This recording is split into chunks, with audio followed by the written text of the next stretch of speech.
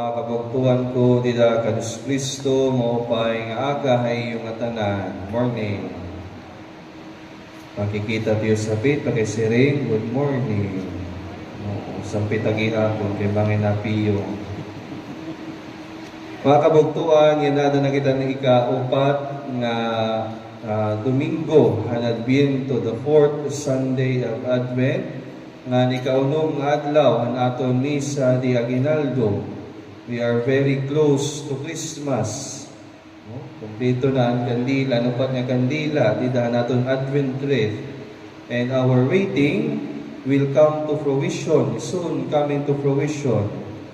But before we celebrate the birth of Jesus, before we come to Christmas, the Church invites us to look today, to look closely at this simple and quiet man, Saint Joseph.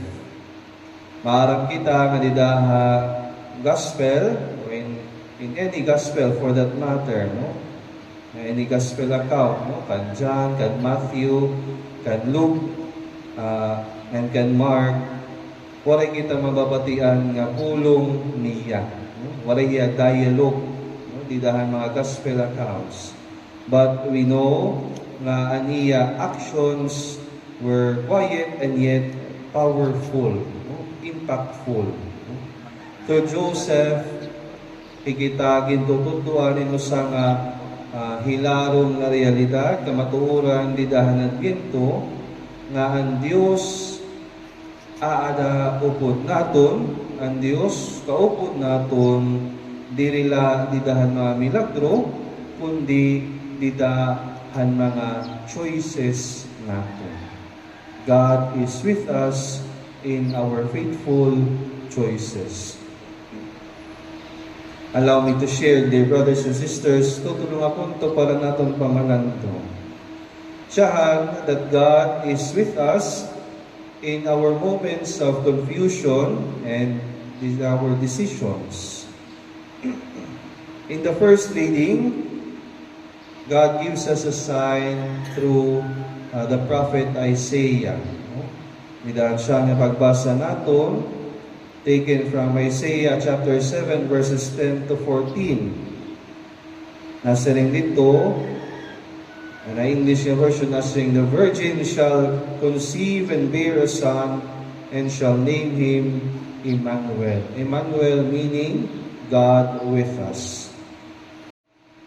God is not only with us when everything is clear, but God also is with us even when things are complicated.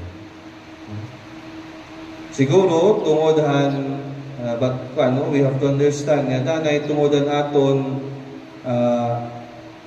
desire for everything to be according to our plan. Nagkukuriyan kita pagkilala ng Diyos kaupod naton. Amo nakapakyanan kita, Lord, haing kabayan na. Ginoo, haing kabayan niya na nga makuring atak na. Because when things become difficult, natubang kita ng mga trials and challenges, nag-undergo kita ng mga struggles, it causes us to be narrow-sighted. Nakukurente na pagkita ang bigger picture. The bigger picture which is God's plan. But when things are complicated, when things are difficult, God is with us.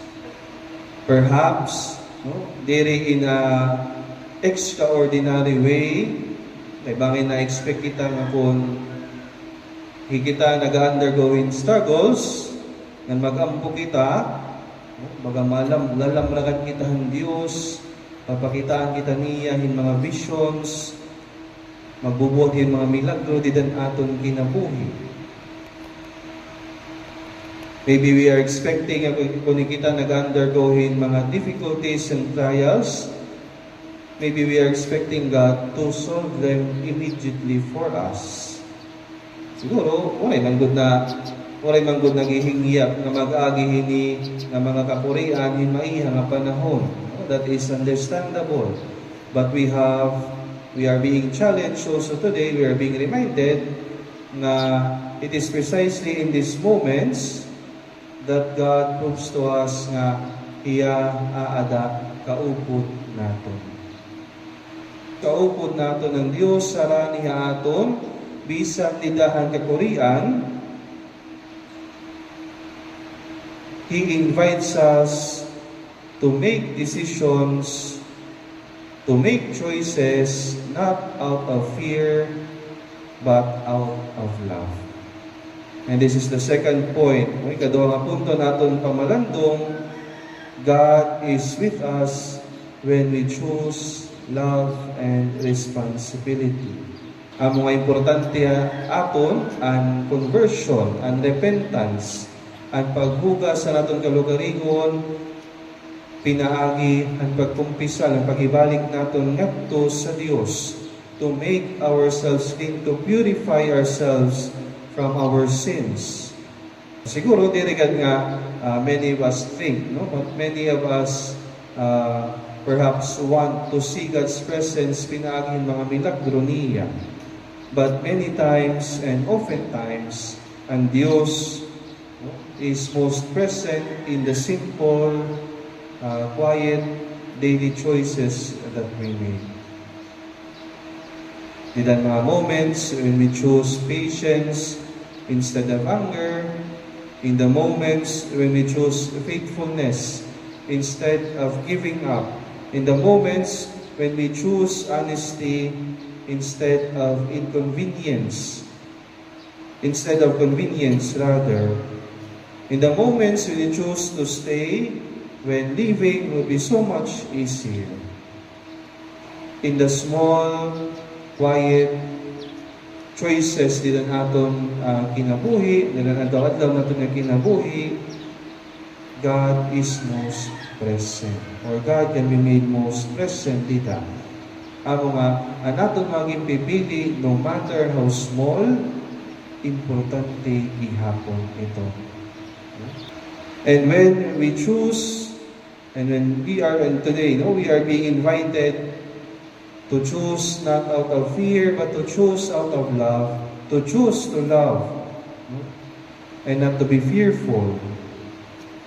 God invites us to something deeper, and that is obedience that prepares space for Him di dan aton kinabuhi.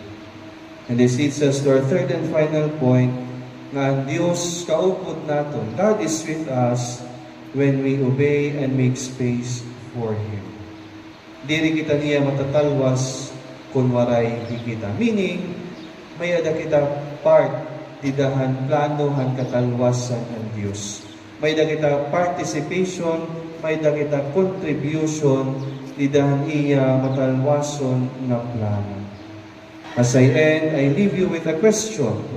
Mga pabalon, nga pagiana para natong pamalandong.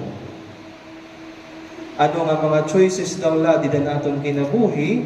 Ano daw la naton mga choices of fear that are controlling us? And what choices of faith and of love is God inviting me to make today?